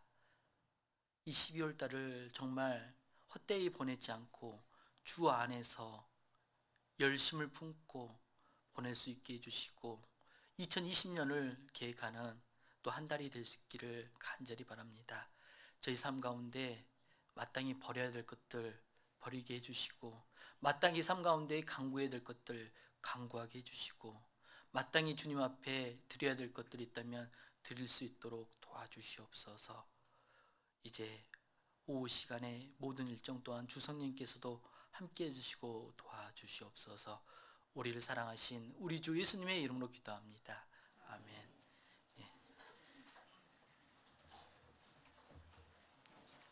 찬송가 507장입니다.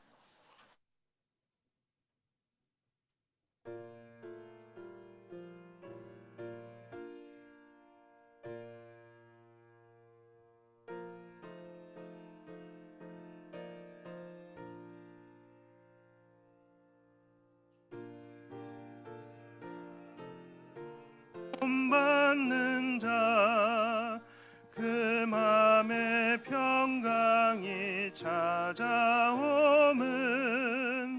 험악한 세상을 이길 힘이 하늘로부터 임함이로다. 주님의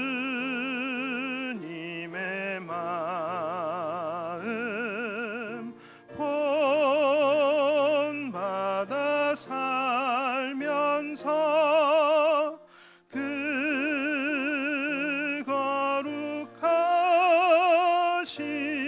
거룩하심 나도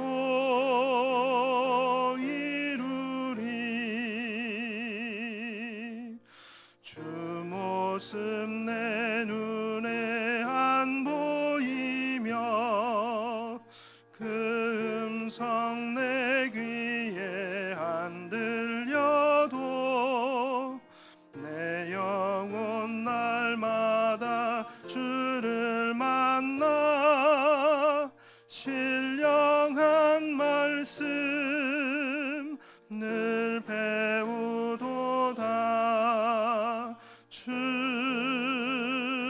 주님의 마음 본받아 살면서 그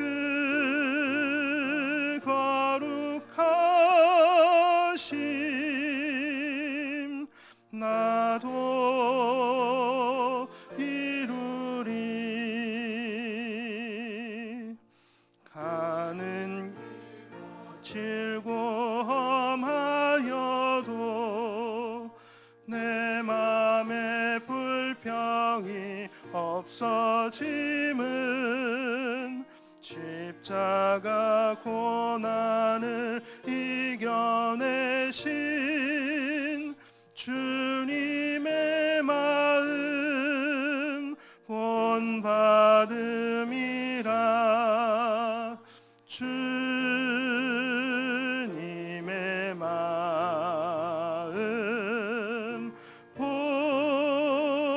본받아 살면서 그